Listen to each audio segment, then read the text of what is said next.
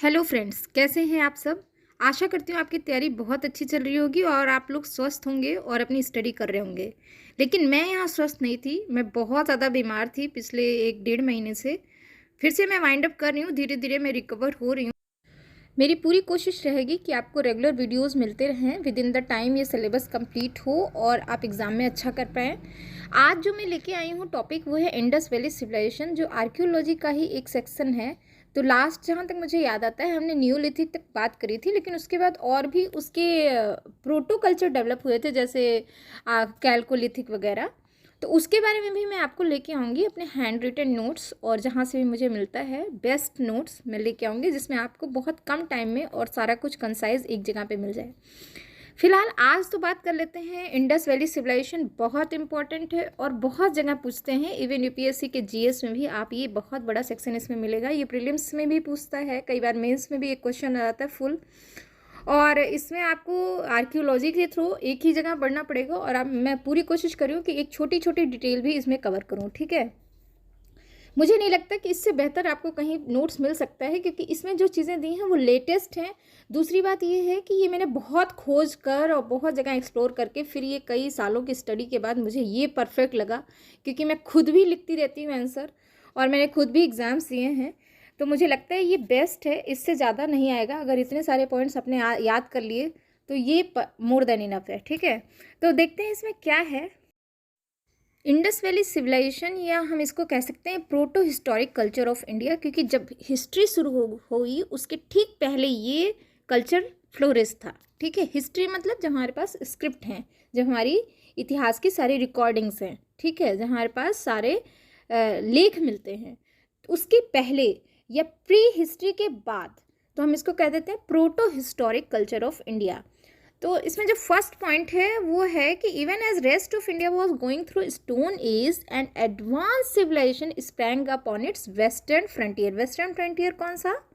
गुजरात, महाराष्ट्र, पाकिस्तान का एक थोड़ा सा एरिया, मतलब इंडियन सब कॉन्टिनेंट की बात की जाए तो आप देख पा रहे हैं कि जहाँ पर बाकी एरिया स्टोन एज से गुजर रहा था, वहीं पे कुछ जगह एडवांस होती जा रही थी सिविलाइजेशन के कंटेस्ट में, ठीक है, खासकर ऑन द वेस्टर्न फ्रंटियर, ठीक है। नेक्स्ट पॉइंट है this area was site of first settled agricultural villages. ये तो हम न्यूलिथिक में ही समझ गए थे कि जैसे ही न्यूलिथिक कल्चर आए वो सेटल्ड लाइफ शुरू हो गई थी, मतलब they know how to agriculture, और एग्रीकल्चर ही नहीं वो ये भी समझ गए थे उसको मैनेज कैसे करना है, ठीक है। तो ये सारा कुछ चीज़ें थी जो एक हमें इस निष्कर्ष पे ला रही थी कि सारा कुछ हमें सिविलाइज्ड बना रही हैं, एक पर्टिकुलर सेटल्ड लाइफ की तरफ ले जा रही हैं, settled culture, settlement pattern develop हो रहा है। इसके लिए और एग्जांपल की बात की जाए या और कैरेक्टरिस्टिक की बात की जाए तो उसमें आते हैं different type of painted potteries which provided the base for the evolution of civilization in the valley of Indus and its major tributaries, जो कि रिवर ऑफ पंजाब थी। अच्छा, एक चीज़ और है कि जैसे उगा तो लिया, लेकिन इसको रखेंगे, इसको मैनेज करेंगे, इसे कीड़ों से बचाएंगे, इसे आगे आने वाले दिनों के लिए बचाएंगे, इसके बीज बचाएंगे, ठीक है। तो ये सारा कुछ करने के लिए पॉटरी भी चाहिए थी, तो उन्हें बड़े बड़े पॉटरी भी बनाए। तो ये सारा कुछ बताता है कि एक कल्चर शुरू हो गया था, एक सेटल्ड लाइफ शुरू हो गई थी, मतलब अब वो बारबेरिक स्टेट में नहीं रह गए थे, ठीक है। इंडस वैली सिविलाइजेशन की टाइम पीरियड की बात करें तो आप यही लिखिएगा, और अगर कभी मल्टीपल चॉइस क्वेश्चन में पूछता है तो भी यही, यहाँ जो इसमें लिखा हुआ यही पीरियड लिखिएगा।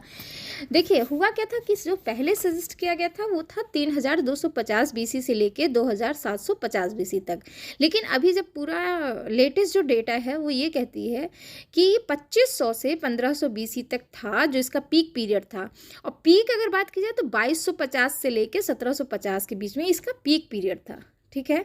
यानी अगर टोटल पीरियड है 2500 बीसी से लेके 1500 बीसी तक, और जो इसका पीक पीरियड था वो था 2250 से लेके 1750 बीसी तक, ठीक है।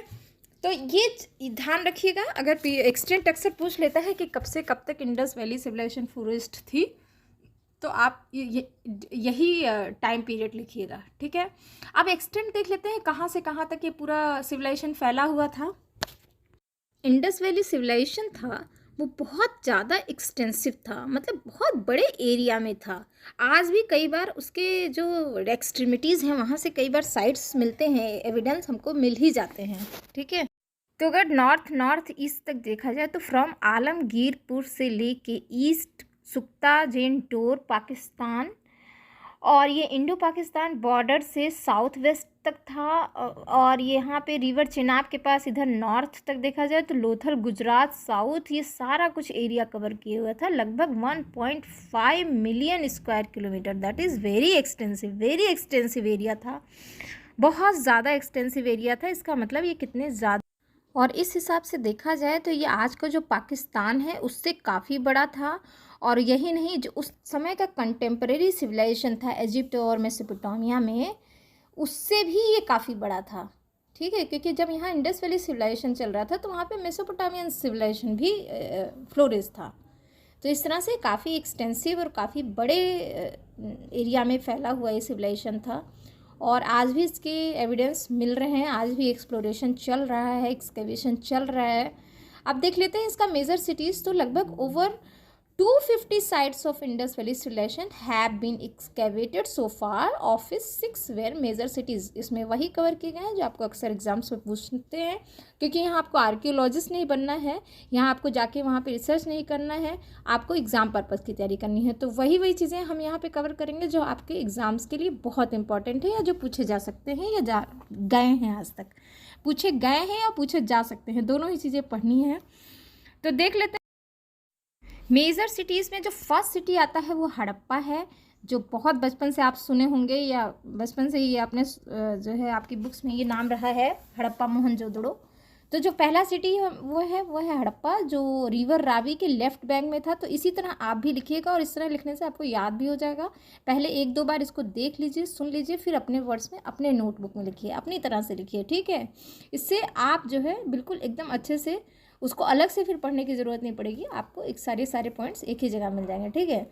तो जो पहला था वो है हड़प्पा, वो रिवर रावी में था, रिवर रावी के पास था और लेफ़्ट बैंक पर था। लेफ़्ट बैंक मतलब आपका जो बाएं किनारा होता है नदी का, उस तरफ था। और इस तरह से इसका जो आज की डेट में बात की जाए तो पाकिस्तान में आ चुका है, ठीक है। दूसरा इंपॉर्टेंट साइट की बात की जाए तो था मोहनजोदड़ो। ये रिवर इंडस के राइट बैंक में है, और ये लगभग 725 किलोमीटर हड़प्पा से था। तो आज की डेट में बात की जाए तो ये शहर भी पाकिस्तान में है, पाकिस्तान वाले एरिया में आ चुका है। कालीबंगन बहुत इंपॉर्टेंट साइट है, जो पहले एक नदी बहती थी सरस्वती नाम की, जो अब सूख चुकी है, उसके बैंक के या उसके किनारे पे ये फ्लोरिश हुआ था ये शहर। और इसका साइट जो आज की डेट में पड़ता है वो है राजस्थान के गंगानगर डिस्ट्रिक्ट में। तो अगर बात की जाए कालीबंगम कहाँ है, तो राजस्थान के गंगानगर डिस्ट्रिक्ट में है, राइट। नेक्स्ट है चानूदाड़ो, ये भी बहुत फ्लोरिश सिटी थी, और ये मोहनजोदड़ो से लगभग 125 किलोमीटर साउथ में था, और इंडस रिवर के लेफ्ट बैंक में था। तो आप देख रहे हैं, एक राइट बैंक में मोहनजोदड़ो राइट बैंक में था, और लेफ्ट में चानूदाड़ो सिटी थी, ठीक है। नेक्स्ट है कोट डिजी मोहनजोदड़ो के अपोजिट में था, on the left bank of Indus in Pakistan, ठीक है। नेक्स्ट इम्पॉर्टेंट साइट है वो है लोथल, जो साबरमती डेल्टा में के पास थी, और ये गल्फ ऑफ कैम्बे गुजरात में इसका प्रमाण मिला है और सारे एविडेंस मिले हैं। तो इस तरह इंडिया का बात की जाए तो इंडिया में लोथल हो गया, कालीबंगन हो गया, और भी बहुत सारे मिले हैं, लेकिन अभी यहाँ पे जितनी बात की गई है वो यही सारे हैं। तो हड़प्पा, मोहनजोदड़ो और कालीबंगन और कोटडिजी, ये सारे पाकिस्तान में जा चुके हैं। तो आप देख रहे हैं एक बहुत बड़ा एरिया इंडियन सब कॉन्टिनेंट का नॉर्थ वेस्ट फ्रंटियर में ही इसका कवर हो रहा है, ठीक है। अगर आप मैप को थोड़ा सा रिकॉल कर पा रहे हैं तो आप देख पा रहे होंगे। अब चलिए इसकी कैरेक्टरिस्टिक की बात कर लेते हैं, कैसे ये किस तरह से सिविलाइज्ड था, और ये कैसे अपने सिविलाइजेशन को मेंटेन रखा इतने दिनों तक, और कैसे ये ध्वस्त हो गया। तो सबसे पहला पॉइंट है टाउन प्लानिंग, इसके शहर की किस तरह से प्लानिंग की गई है। आज का चंडीगढ़ देख लीजिए, दैट इज़ एक्चुअली इसी चंडीगढ़ की तरह ही इसे प्लान किया गया था, बहुत प्लानिंग के हिसाब से था ये। All the major cities of Indus valley civilisation though situated hundreds of kilometre from each other exhibit remarkable similarities in town planning. आप देख रहे हैं, मतलब कोटडिजी में जैसे जिस तरह से नालियाँ थी, जिस तरह से सड़कें थी, जिस तरह से घर बने हुए थे, और ऑलमोस्ट इसी तरह हड़प्पन सिविलाइजेशन में भी था। तो इस तरह से कई किलोमीटर की दूरी पर भी रहने के बावजूद इनमें जो सिमिलरिटी थी वो बिल्कुल सेम थी, उनमें जो पैटर्न था एकदम सेम था। Each city had a well fortified Citadel था, एक सिटाडेल था जो कई उसको क्या कहते हैं अब मंजिलों का था, ठीक है। विच में have been use for both religious and governmental purpose, ठीक है। यहाँ से धार्मिक काम भी होते थे और सरकारी काम भी। It was an oblong artificial platform about 35 feet to 50 feet in height. तो आप देख रहे हैं कितना लंबाई चौड़ाई उसकी थी और ऊंचाई भी। 400 मीटर उसका लेंथ था, 200 मीटर उसका विड्थ था। तो एक ऐसी जगह थी जहाँ से सारा कंट्रोल किया जाता था, ठीक है। अब सिटाडेल के नीचे प्रॉपर टाउन था जो लगभग 2 से 3 स्क्वायर किलोमीटर के एरिया में फैला हुआ होता था। The town was laid out on a grid pattern. Grid आप समझ पा रहे हो, नहीं समझ पा रहे हो तो गूगल कर लीजिए। ये पैटर्न में क्या था, with about 10 metre wide road थे, houses set on both sides in a row, roads were straight and crossed each other at right angle, मतलब चौराहे भी थे। The grid plan is unique, किस तरह से, because it was not found in Egypt और Mesopotamia, ठीक है। और ये कहीं नहीं पाया गया पूरे वर्ल्ड में, सिर्फ इंडस वैली सिविलाइजेशन में ही ये तरीका था। The streets and buildings were provided with brick line drained, ठीक है। आप देख पा रहे हैं जो बिल्डिंग्स थे उनमें ईंटे की उससे बनाए गए थे। Which met sewer in the main street and ultimately was drain out of the town. तो इस बात को क्या पॉइंट कर रहा है कि भाई ड्रेनेज सिस्टम इनका बहुत ही स्मार्ट था, ठीक है। आप देख पा रहे हैं छोटी छोटी नालियाँ, एक बड़े नाली में आता था, वो पूरा कचरा लेके फिर वो शहर से बाहर निकल के किसी बड़े समंदर के पास, यानी ये गुजरात के पास था ना, अभी ग्रेजुअली आप देखेंगे, और वहाँ पे जाके गिर जाता था। नेक्स्ट पॉइंट है कि there were no stone building, stone से कोई बिल्डिंग बनाई ही नहीं गई थी, केवल burned brick was the only building material, ठीक है। ईंटें थे जो बड़े बड़े क्लेज में बने होते थे, फायर ब्रिक की तरह, उसी तरह यूज़ किए जाते थे जो आज भी हम घर बनाने में यूज करते हैं। It is remarkable that quality and size of the brick was same throughout the Indus valley civilisation. इस बात क्या सजेस्ट कर रहा है, ये कह रहा था कि जो भी स्टैंडर्ड्स थे, जो भी पैमाने थे, वो एक सेंट्रल कंट्रोल में थे, ठीक है। The houses varied in size but the plan was the same. Rooms open into a central square yard, एक बीच में आंगन में खुलता था रूम सारे। Many houses were 2 storeys, each house had a bathroom. A row of 2-roomed cottage of about 20 feet into 12 feet have also been discovered at both Mohenjodaro and Harappa. कहा जाता है कि शायद ये वर्किंग क्लास लोगों के लिए था, ठीक है। 2 रूम का कॉटेज था, ठीक है। Many large buildings have also been excavated, जिसमें से the great bath of citadel आप सबको पता होगा, जिसका लंबाई था 29 इंटू 23 इंटू 8 फीट, इसका सारा वॉल्यूम था। तो आप देख सकते हैं कितना बड़ा था ये, और ये भी ब्रिक का बना हुआ था। This brick structure which had steps leading to the bottom in the north and south, मतलब इसमें किनारे किनारे से बने हुए थे स्टेयर्स जिसके थ्रू वो नीचे जाते थे। तो माना ये जाता है कि which have been used for main ritual. अब अगर to the best of great बात की बात की जाए कि इसके वेस्ट में क्या था, तो एक लार्ज ग्रैनरी मिली है जो लगभग 150 टू 70 इंटू 75 फीट का था। लार्जेस्ट बिल्डिंग ऑफ मोहनजोदड़ो की बात की जाए तो सबसे बड़ी बिल्डिंग थी वो 230 या 230 इंटू 80 फीट का था, और इट में हैव बीन अ पैलेस, माना यह जा रहा है कि शायद ये राजा का महल रहा होगा, ठीक है। The granary of Harappa was arranged in 2 rows of 6. The granary of Harappa was arranged in 2 rows of 6, each measuring 50 into 20 feet. ठीक है। अब ये ग्रेनरीज जो होते थे वो कहाँ, इसमें ग्रेन्स कहाँ से आते थे, जो लोग उगाते थे उनसे ग्रेन टैक्स लिया जाता था प्रजा से, और फिर इसमें भर दिया जाता था। और ये कब काम आता था, ये उस दिनों में काम आता था जब ड्राउट वगैरह हो जाता था, ठीक है, समझ गए। नेक्स्ट इम्पॉर्टेंट फीचर है वो डॉक यार्ड, जो मिला है गुजरात में लोथल में। लोथल का डॉक यार्ड बहुत बड़ा सा एक साइट मिला, हार्बर था, एक large harbour have been discovered. A rectangular basin of about 214 गुणे 36 मीटर का था, एक्सकेवेट किया गया, और it was close by masonry wall of the burned bricks. It was suppose to be an inland dock. सोचिए उन्होंने इनलैंड डॉक भी बना रखा था, ठीक है, जो that is built away from the sea to avoid silting. ठीक है, जो दूर था, समंदर से काफ़ी दूरी पर था। The perfectly vertical wall of the basin में have been built to allow the ship to come right up to the edge of wharf. बहुत साइंटिफिकली बनाया गया था।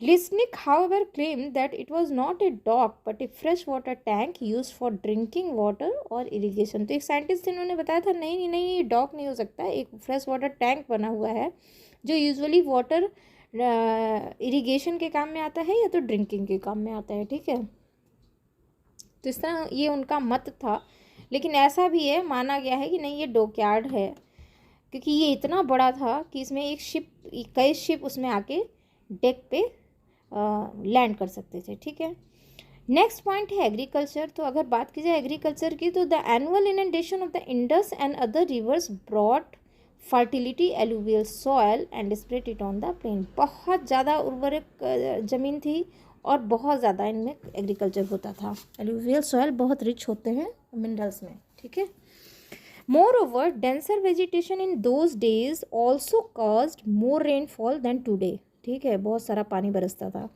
Flood plains were sowed after flood water receded in November. तो जब flood का पानी ख़त्म हो जाता था, रिसीड कर जाता था, तो जो प्लेन्स निकल आते थे उस पर क्या होता था, खेती की जाती थी।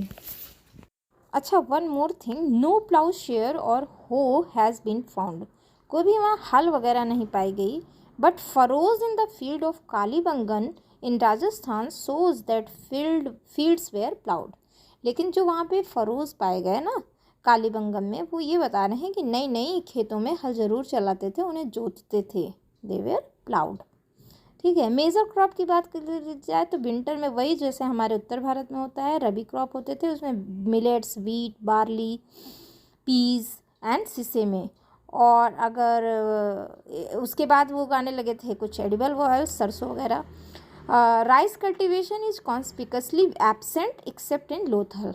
ठीक है, राइस का कल्टीवेशन लोथल के अलावा और कहीं नहीं होता था।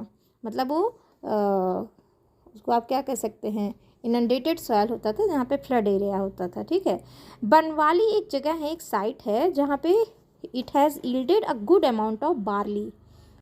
अच्छा, they were also the first to grow cotton. पहली बार अगर कॉटन इंडिया में कहाँ पे उगा, वो इंडस वैली सिविलाइजेशन में बनवाली एक जगह थी वहाँ पर। ठीक है, it is apparent that Harappan villages produce surplus food grains to support the large number of people in towns. Rural artisan, traders, others, बहुत सारे क्लासेस वहाँ रहते थे। ठीक है, huge granary in all major cities also attested to the same. हर cities में एक ह्यूज ग्रेनरी रहती थी जो उन दिनों में इनको हेल्प करती थी जब ड्राउट वगैरह हो जाता था या फ्लड आ जाता था। ठीक है, नेक्स्ट है डोमेस्टिकेशन ऑफ एनिमल की बात कर ली जाए तो along with the agriculture domestication of animals also practice. Almost all the animals found in India today, वो सारा कुछ डोमेस्टिकेट किए। Cattle, buffalo, goat, pig, ass, dog, cat, camel, fowl. ठीक है, इवन एलिफेंट और राइनोसोरस भी थे जो डोमेस्टिकेट किए गए। एलिफेंट में ऑल्सो हैव बीन टेम्ड, मतलब उन्हें काटा भी जाता था, उन्हें एज अ उसकी स्किन, उसका टस्क वगैरह यूज़ किया जाता था। The bullocks and ass probably bear the beast of burden. ठीक है, तो बुलॉक्स और ये एस जो थे ये बोझा ढोने के काम आते थे। ठीक है, horse was not in regular use, horse नहीं यूज़ में थे regular. May be this is the reason for that decline. चलो आगे बात करेंगे। टेक्नोलॉजी की बात कर लें तो these people have used both stone and bronze for making tools and implements. Bronze is a mixture of copper and tin, याद रखिएगा। While they could get copper from mines in Chhatri in Rajasthan, tin must have been brought from Baluchistan. ठीक है, देख रहे हैं कहाँ कहाँ तक इनका सिविलाइजेशन ट्रेड पहुँचा हुआ था। These bronze contains similar content of tin. In addition to images, utensils and weapons, axes, saw, knife, spear, many ornamental jewelries were also found. अच्छा, आप नेशनल म्यूजियम जाएंगे ना दिल्ली में जो है, वहाँ आपको बहुत सारे इस तरह के एविडेंस रखे हुए मिलेंगे जो प्रॉपर वहीं से निकाले गए हैं, वहीं से एक्सकेवेट किए गए हैं इंडस वैली सिविलाइजेशन से। It is evident that bronze smith must have been very busy. ठीक है, some places were centre of specialised industrial production. ठीक है, कहीं कहीं इंडस्ट्रियल प्रोडक्शन के सेंटर्स भी थे। Chanhudaro in Sindh and Nageshwar in Gujarat were associated with stone bead necklaces. ठीक है, मतलब वो अपने आप को बहुत सजा धजा के रखते थे। नगवारा विथ सी शेल आइटम्स, वहाँ पे सी शेल आइटम्स बहुत ज़्यादा इंडस्ट्री बेसिस पे था, काम किया जाता था। Ganeshwar in Rajasthan with copper bronze item. Pottery was uniformly distributed, pottery का कोई ऐसा नहीं था कि एक बहुत कंसनट्रेटेड या सेंट्रल जगह पे था, वो सभी जगह पाए ही गए। Harappans produce cotton and वोव clothes, ठीक है, वो कॉटन पैदा करते थे और क्लोथ भी बुनते थे। ठीक है, bricks manufacture was also important aspect of their technology. ये बहुत इंपॉर्टेंट है, अभी तक आप समझ गए होंगे कि ब्रिक एक नई टेक्नोलॉजी थी जो सिर्फ हरप्पन सिविलाइजेशन तक डिस्कवर करी ही नहीं जा चुकी थी, उसका यूज़ भी बहुत एक्सटेंसिव वे में किया गया था। ठीक है, पॉलिटिकल ऑर्गेनाइजेशन की बात कर लेते हैं तो in the absence of readable records our knowledge of the political organisation remain a matter of conservation. बहुत एकदम एग्जैक्ट एविडेंस नहीं मिला है, कहीं कुछ रिटर्न नहीं मिला है, बस एक कयास लगाया गया है कि that there was strong central authority is well attested by the standardisation of weight and measures. जो वेट और मेजर्स के लिए यूज़ किए जाते हैं, अद्धा पौना सवा अढ़ाई, ये सब चीज़ें समझ पा रहे हैं कि उन्हें स्टैंडर्ड्स तो दिए गए थे, that is very standardise manner. तो कहा यह जा सकता है कि कोई तो कुछ तो ऐसे थे जो रेगुलेट करते थे इन सब चीज़ों को। Similar town planning and size and shape of brick, तो इस तरह से एक सेंट्रल एजेंसी तो थी ही, कुछ सेंट्रल अथॉरिटी तो थी ही इन सब के पीछे। ठीक है, it has been suggested that there was a theocratic state like Egypt and Mesopotamia. ठीक है, तो वहाँ पे हो सकता है राजा प्रजा जैसा कॉन्सेप्ट रहा हो, but in the absence of temple और religious building of any type except perhaps the great bath, doubtful है, मिला ही नहीं अभी तक किसी तरह का रिलीजियस बिल्डिंग। ठीक है, और कोई टेम्पल भी नहीं मिला, तो इस तरह से हम कह सकते हैं कोई रिलीजियस अथॉरिटी नहीं थी, या थी भी तो कुछ इस तरह से थी कि बहुत ज़्यादा उनका कंट्रोल नहीं था, सिर्फ कुछ एक स्टैंडर्ड्स को छोड़ के। ठीक है, ट्रेड की बात कर लेते हैं तो Indus valley civilisation people had trade relation with Mesopotamians, बहुत दूर तक की ट्रेडिंग करे। They lacked metal as also currency of any type, यानी बार्टर सिस्टम ही था, मेटल भी नहीं, मेटल तो यूज़ ही नहीं करे उसके लिए, करेंसी भी नहीं थी। Most probably they indulge in barter trade, वही बात यहाँ पे कही गई है। Exchanging food grain for metal and other objects, बहुत बढ़िया खेती होती थी, तो वो इनके पास इतना ज़्यादा था कि they were used as for exchange of material. They had solid wheels and may have been use bullock carts for transport, ये आप म्यूजियम में भी देख सकते हैं। Dockyard at Lothal suggest sea trade also. ठीक है, क्राफ्ट की बात कर लें तो though their architecture was drab and insipid with few decoration and no painting, they excelled in smaller thing जैसे ऑर्नामेंट, सील्स, फिगरिंस, इमेजेस, इसमें बहुत ही माइन्यूट और बहुत अच्छे से काम किया गया था। यहाँ पे एक चीज़ और मैं आप लोगों को एडवाइस करूँगी कि जब भी आपके पास फ्री टाइम हो तो नेशनल म्यूज़ियम ज़रूर देख कर आइए। ठीक है, एक चीज़ मिली थी, most abundant remains were that of seal, seal तो बहुत सारे मिले, सील में एनग्रेविंग्स भी की गई थी पर्टिकुलरली ऑफ एनिमल्स जो बहुत ही रियलिस्टिक हो देखने में लगते थे। फिगरेंस की बात की जाए तो human torso on terracotta, a male bust on steatite and a bronze statue of dancing girl, ये रखा हुआ है वहाँ पे म्यूजियम में, ये बहुत ज़्यादा इंपॉर्टेंट है, इससे बहुत कुछ निकल के आ रहा है। Girls figure is boys and is naked except in necklace and a series of bangles covering her left arm with her right hand over her hip, आप वहाँ जाए देखेंगे एकदम डिट्टो वही चीज़ रखी ही है। Her posture is pervert and provocative, मतलब थोड़ा सा है वो न्यूट सा है। द जो सारा कुछ समझ में आ रहा है कि स्टेचू वॉज बियर्डेड मैन एक पाया गया जो प्रीस्ट का हो सकता है। They also made very naturalistic model of animals, tiny monkey and squirrels. मिट्टी के खिलौने भी पाए गए, बहुत ही रियलिस्टिक वे में उसमें इंग्रेविंग्स भी हुई थी। It were also particularly skilled in carpentry, में बहुत ज़्यादा स्किल्ड थे, मतलब वो बैलगाड़ी वगैरह व्हील्स बहुत अच्छे से बनाते थे। रिलीजन देख लेते हैं तो the presence of numerous terracotta figuring of women with elaborate headdress, upper part covered only by many necklaces and the lower part with small skirts have been found। तो मतलब माना जा सकता है कुछ उनके यहाँ मैटरनल चीज़ों का बहुत इंपॉर्टेंट था। It is believe that it represent mother goddess, ठीक है, specially as one of them shows a plant growing out of embryo. आप जाएंगे डिट्टो यही चीज़ रखी हुई है, उस चीज़ को यहीं पे लिखा गया है, समझ कर में आ रही बात। एक सील मिली, that seal depicts a male figure sitting in a yoga posture wearing nothing but bangles and necklaces and buffalo horns growing out of his head. He is surrounded by a buffalo, a tiger, elephant, rhinoceros with two deer sitting near his feet. His face is fearlessly tigress, ठीक है। This figure is known as Pashupati, the lord of beast। शायद ये Hindu God जो शिवा होते हैं उसी का prototype रहा होगा, ये बाद में माना गया।